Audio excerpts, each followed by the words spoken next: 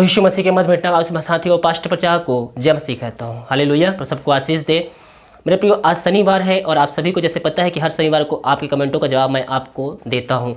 तो इन 6 दिनों में जो भी कमेंट किए हैं और मेरे को लगा कि इस कमेंट का जवाब मेरे को देना चाहिए, मैं वही कमेंट आपको पिक किया हूँ और आपको उसका आंसर देने जा रहा हूँ। अगर आपके मन में भी कुछ सवाल है तो आप इस वीडियो कमेंट में आप अपना जवाब लिख सकते हैं। मैं उसका आंसर ज़रूर दूंगा अगले शनिवार को। हालेलुया। तो चलिए, अगर हो सकता है आप देखने वाले में से कोई ना कमेंट ना किया हो, जवाब ना पूछा हो, फिर भी आज इस वीडियो को देखें, हो सकता है आपको इस वीडियो में उसका आंसर मिल जाए। तो चलिए हम शुरू करते हैं। पहला सवाल है जो नेहा पटेल सिस्टर ने लिखी है, हम आत्मा को कैसे परखें कि वे परमेश्वर की ओर से है या शैतान की ओर से? बाइबल के अनुसार झूठे लोग बहुत से निकले हैं। जी, आपका सवाल बिल्कुल ही सही है और आजकल ऐसे बहुत से लोग निकल चुके हैं जो चाहे तो मसीह चुने हुओं को भी भरमा सके। वो बाइबल से ही वचन निकालेंगे लेकिन उसको तोड़ ममोड़ कर आपके सामने पेश करेंगे। ऐसे बहुत से वीडियो पोस्ट होते हैं और हम देखते भी हैं और बहुत से लोगों घर में भी वो जाते हैं। तो मैं आपको बताना चाहता हूँ कि परमेश्वर हमें परखने की आत्मा दी है। सबसे पहले जब हम उनसे बात करें या वो हमारे घर में आए या हम वीडियो उनको देखें, तो सबसे पहले हम उनको पहचाने, परखें कि वो कैसे बातें कर रहे हैं, क्या वह बोल रहे हैं, वचन को तोड़ ममोड़ कर बोल रहे हैं या फिर किसी के विरुद्ध बोल रहे हैं या पास्टरों को भड़का रहे हैं। इन सारे बातों को आपको उस समय देखना है और आपको चुनाव करना है कि वो सही बोल रहा है या गलत बोल रहा है। आप अगर आत्मा में होंगे, आप वचन बाइबल पढ़ते होंगे, तो आप उनको तुरंत पकड़ लेंगे कि ये शैतान की ओर से है या परमेश्वर की ओर से। तो आप बाइबल पढ़ते रहिए और जब वो आपसे बात करें फिर आप उनको देखें तो आपको उनको लगना चाहिए, देख के जब वो बोलते हैं तो उनकी बातों से आप पकड़ लेंगे उनको। हो सकता है आपके सामने वो किसी चर्च का बुराई करे या किसी पास्टर का बुराई करे या फिर कई विश्वासी को बुराई करे, तो इन सारे बातों का आपको उस समय ध्यान रखना है कि वो किस प्रकार से आपसे बात कर रहा है। अगला सवाल जो है, केशव ब्रदर लिखे, हम फास्ट कब करें? फास्टिंग के लिए मैंने एक डिटेल में वीडियो बनाया है। आप उस वीडियो को मेरे चैनल पर जाकर देख सकते हैं और उस वीडियो में शुरू से लेकर लास्ट तक आप देखिए। फास्टिंग के बारे में आपको सब कुछ पता चल जाएगा। अगला जो कमेंट है गुन्नू जी का है, मैं अपनी शादी के लिए परेशान हूँ, काफ़ी टाइम हो जा रहा है पर शादी नहीं हो रहा है और जॉब भी नहीं मिल रहा है, मेरे लिए प्रेयर कीजिएगा। प्रभु ने मुझे सपने में बताया है मेरे शादी के 40 बंधन हैं।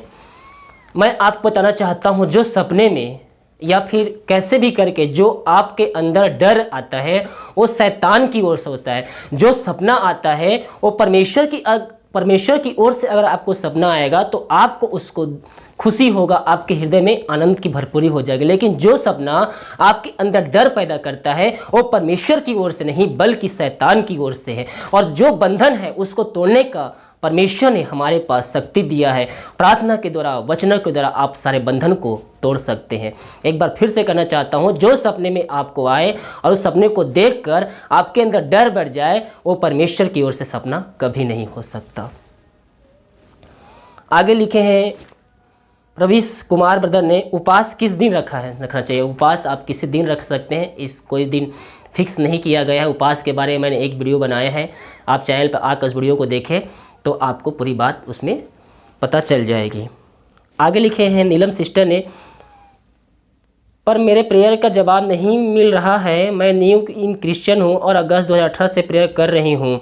आपको बताना चाहता हूँ 2018 से आप प्रार्थना कर रहे हैं, प्रभु से आप लगातार प्रार्थना करते रहे जिस विषय के लिए आप प्रार्थना कर रहे हैं। और अपनी प्रार्थना में एक बात और जोड़ लीजिए कि प्रभु जो तेरी इच्छा हो वो मेरे जीवन में पूरी कर, तो परमेश्वर की आशीष आपके जीवन में पूरी हो जाएगी। विनय जोसेफ ब्रदर लिख रहे हैं, मैं आपके एक सवाल का पूछना चाहता हूँ, मसीह में विश्वास करता हूँ और गेम खेलना चाहता हूँ, प्लीज़ इसका जवाब देना। आपको मैं बताना चाहता हूँ भाई, आप मसीह विश्वासी हो या फिर भी आप कहीं भी कुछ भी काम करते हो, किसी चीज़ का आपको लत नहीं लगना चाहिए। आपने बोला है गेम खेलना चाहिए, नहीं, मैंने पिछले बार बताया था कि किसी चीज़ का आपके जीवन में हावी नहीं होना चाहिए और उस पे हमारे आत्मिक जीवन में कुछ भी प्रभाव नहीं पड़ना चाहिए। आप टाइम निकाल के थोड़ा बहुत खेल सकते हैं, बाइबल पढ़िए, प्रार्थना कीजिए। अगर आप प्रभु से प्रभु की बातों पर ध्यान नहीं दे रहे हैं, बाइबल नहीं पढ़ रहे हैं, प्रार्थना नहीं कर रहे हैं और दिन रात गेम खेल रहे हैं, तो ये प्रभु की ओर से नहीं है बल्कि शैतान की ओर से है। आगे है, पास्टर जी मैं कोई भी काम करने से पहले कौन सा वचन पढ़ूं? आप जब कोई भी कार्य करते हैं सबसे पहले प्रार्थना कीजिए और प्रभु से प्रार्थना कीजिए, और बाइबल का आप कोई सा भी वचन पढ़ सकते हैं। मैं तेरे संग संग हूँ, मैं तेरे कभी नहीं छोड़ूंगा, मैं तुझको आशीष प्रदान करूंगा। वचन है, हर एक वचन आशीष आपको प्रदान करेगा। तो आप कोई भी काम करने से पहले प्रार्थना कीजिए, क्योंकि प्रार्थना सामर्थी होता है। हालेलुया। और आगे जो लिखा है, त्रिवेणी जी लिखे हैं, क्या बिना बपतिस्मा के प्रभु यीशु को पा सकते हैं? प्रभु से मेरे लिए वचन और प्रार्थना करें, मैं मेरा पति मुझे बपतिस्मा या प्रार्थना नहीं करने देता है। इनका सवाल है, क्या बिना बपतिस्मा का प्रभु यीशु से मिल सकते हैं? तो मैं आपको बाइबल से वचन बताना चाहता हूँ।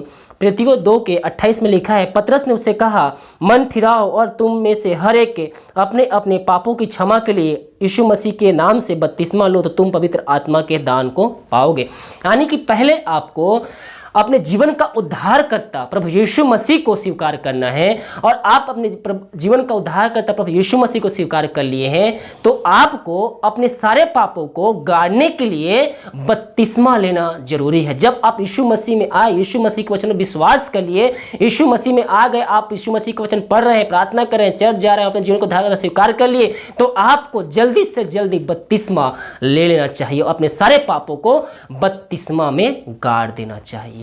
जिस तरह से एक व्यक्ति मर जाता है और उसको दफन किया जाता है, उसी प्रकार से हम मसीह में बपतिस्मा को, अपने सारे पापों को उसमें धो डालते हैं, यानी कि गाड़ डालते हैं। हालेलुया। तो आप वचन पढ़िए, प्रेरितों का काम आपको समझ में आ जाएगा। आगे का जो कमेंट है, जय करण ब्रदर लिखे हैं, अभी हम न्यू हैं तो कितना दिन उपवास रख सकते हैं? उपवास के बारे में मैंने एक वीडियो बनाया है, उस वीडियो पर जाकर आप पूरा शुरू से लेकर लास्ट तक उस वीडियो को देखें, तो आप उपवास के बारे में पूरी बात आपको पता चल जाएगी। आगे लिखे हैं मीनू सोनता सिस्टर ने, मुझे ये पूछना है कि फास्ट मॉर्निंग में किस टाइम से शुरू होता है और किस टाइम ख़त्म होता है? मैं 4 बजे से 6 बजे तक रखती हूँ, खोलने से बाद खाती हूँ बीच में, और दिन में छोड़ के रख सकती हूँ। ये पूछना चाहते हैं कि दिन में कितने से कितने बजे तक उपवास यानी कि फास्टिंग रख सकते हैं। मैंने फास्टिंग के ऊपर एक वीडियो बनाया है, उस वीडियो को आप देखें तो उसके बारे में आपको सारी बातें पता चल जाएगी।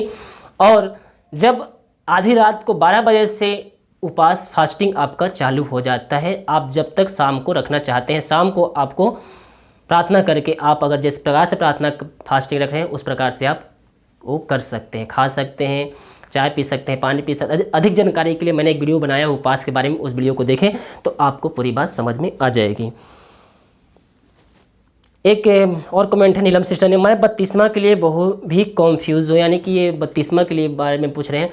तो बपतिस्मा के लिए मैंने आपको बता चुका है, किसी बात के लिए आप चिंता मत कीजिए। अगर आपने अपने जीवन का यीशु मसीह को उद्धारकर्ता स्वीकार कर लिए हैं, तो अपने सारे पापों को धोने के लिए आप बपतिस्मा ले सकते हैं। अगला जो कमेंट है वो लिखे हैं जेनिता निर्मा सिस्टर ने, वचन तो याद नहीं रहता, पर एक प्रभु की तरफ से और एक शैतान की तरफ से प्रभु बात तो करते हैं, पर मैं समझ नहीं पाती हूँ कि रहस्यमय सपने प्रभु की कुछ कहते हैं क्या।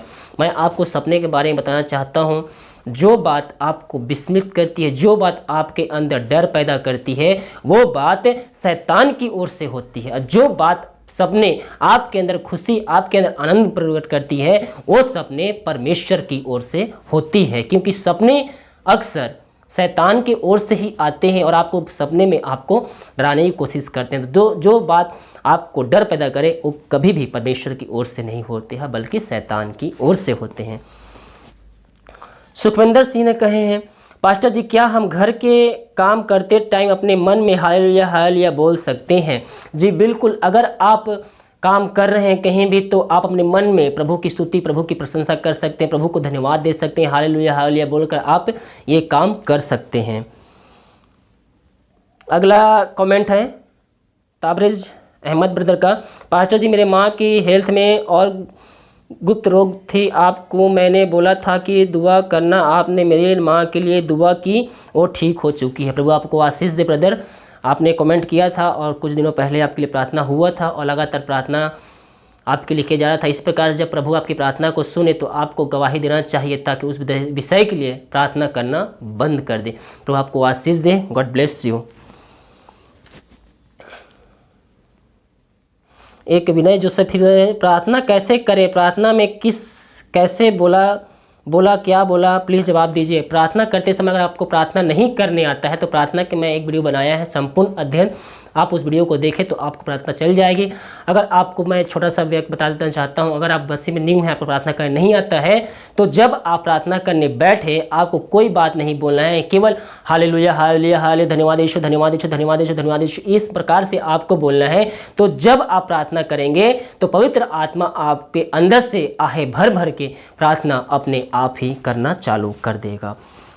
आगे लिखे हैं आराधना सिस्टर ने, पास्टर क्या दोपहर में एक बार खाना खा सकते हैं उपवास में, फास्टिंग में? मैंने एक उपवास में वीडियो बनाया है, आप उस पर जाकर देखें, आपको पूरी बात समझ में आ जाएगी।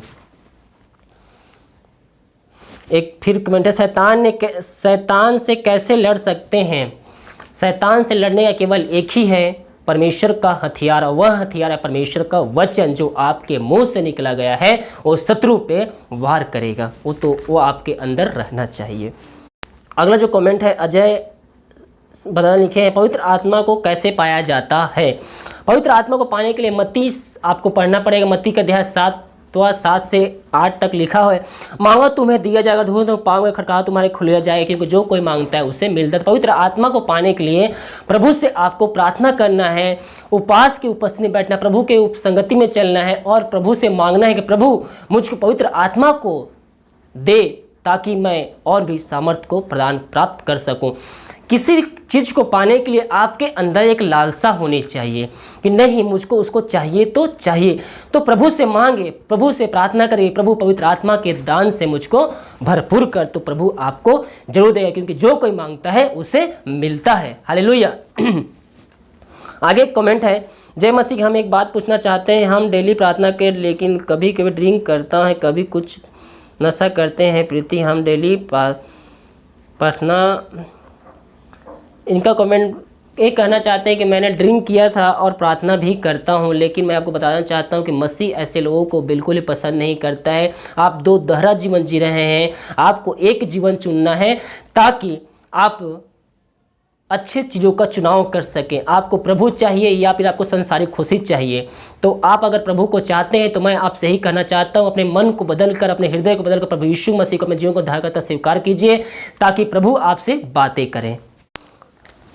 रोहित कुमार ब्रदर लिखते हैं, मेरा एक क्वेश्चन है, मैं अपने सामर्थ्य के अनुसार प्रेयर करता हूं क्योंकि मैं बीमार हूं, आप मेरे लिए प्रार्थना कीजिए। जी बिल्कुल, आपके लिए प्रार्थना की जाएगी। आप जिस परिस्थिति में आप हैं उस समय आप प्रार्थना ऐसी प्रार्थना कीजिए, प्रभु आपको उसमें बल और सामर्थ्य प्रदान करेगा।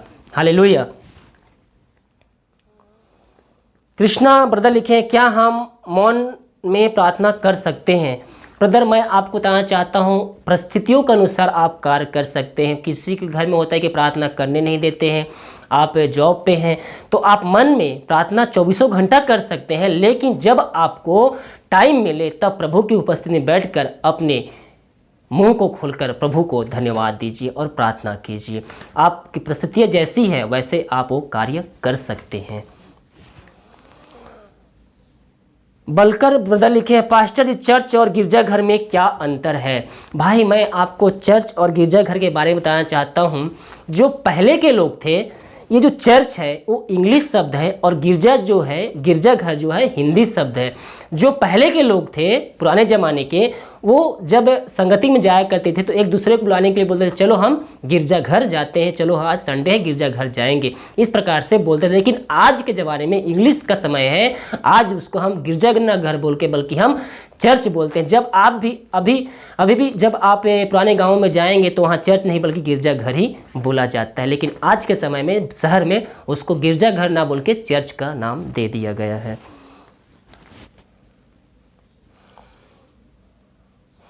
कमल बस्सी ब्रदर बोलते हैं, क्या चर्च रोज़ जाना चाहिए? हालेलुया। जी बिल्कुल, अगर आपको संगति रोज़ मिल रहा है तो आपको रोज़ जाना चाहिए, लेकिन बाइबल कहती है इसमें प्रतियोग काम 2 का 46 में लिखा है, वे प्रतिदिन एक मन होकर मंदिर में इकट्ठे होते थे। मंदिर यानी कि चर्च, उस समय मंदिर बोला जाता था।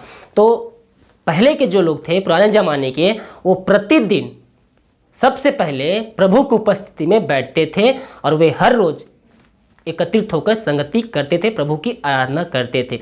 तो अगर आप इस परिस्थिति में है कि रोज कहीं संगति हो और वहाँ जा सकते हैं तो बिल्कुल जाइए। अगर आप इस परिस्थिति में नहीं है, कहीं चर्च हर रोज नहीं लगता है, तो आप अपने घर में सबसे पहले प्रभु को धन्यवाद दीजिए, प्रभु को उपस्थिति में बैठिए, तो प्रभु आपकी आराधना को जरूर स्वीकार करेगा। मिथिलेश कुमार लिखते हैं, क्या जब हम विश्वास करते हैं तभी आत्मा का वरदान मिलता है? भाई, जब आप पवित्र आत्मा का वरदान पाने के लिए सबसे पहले आपको अपने मन को प्रभु यीशु को देना होगा, अपने जीवन का उद्धारकर्ता स्वीकार करना होगा और पवित्र आत्मा को पाने के लिए प्रभु यीशु से आपको मांगना होगा, क्योंकि जो कोई मांगता है उससे ही पवित्र आत्मा मिलता है। एक मोनिका सिस्टर लिखती है, प्रेज द लॉर्ड ब्रदर, हमें पवित्र आत्मा के द्वारा अन्य भाषा का दान मिलता है, तो क्या अन्य भाषा का ट्रांसफर होता है क्या? क्योंकि वो स्वर्गीय भाषा है जो सिर्फ परमेश्वर ही जानता है। जी बिल्कुल, अगर हम अन्य भाषा का परमेश्वर हमको वरदान देता है तो उसी प्रकार से उसका ट्रांसलेट करने वालों को भी वरदान मिलता है। तो अगर आपको अन्य भाषा का वरदान मिला है तो उसी प्रकार से एक दूसरे को भी उसको ट्रांसलेट करने का प्रभु वरदान देते हैं, क्योंकि वरदान कई प्रकार के हैं, सभी को अलग अलग वरदान दिया जाता है। तो आपको अन्य भाषा का वरदान मिला है, लेकिन दूसरे को उसको ट्रांसलेट करने का वरदान मिलता है। तो आज का था ये कमेंट, आपको आशा करता हूँ आपके सारे सवालों को जवाब मिल गया। अगर किसी के मन में कुछ सवाल और जवाब है तो आप कमेंट बॉक्स में दे सकते हैं, अगले शनिवार को आपको उसका आंसर मिल जाएगा। हालेलुया। तो इस वीडियो को लाइक, कमेंट और शेयर कीजिए ताकि और भी लोग मसीह को जान सके। God bless you.